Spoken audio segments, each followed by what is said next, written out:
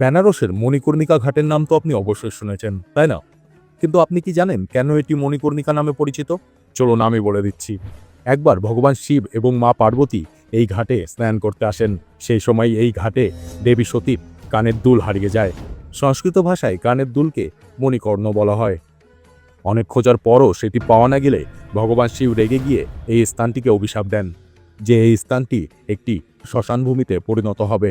তখন ভগবান বিষ্ণু তার করুণ রূপ ধারণ করে মায়ের কানের দুল খুঁজে এনে তাকে দেন এবং ভগবান শিবকে বলেন যে, হে প্রভু, আপনি যে এই স্থানটিকে অভিশাপ করলেন, এরপর কাশীতে কে আসবে?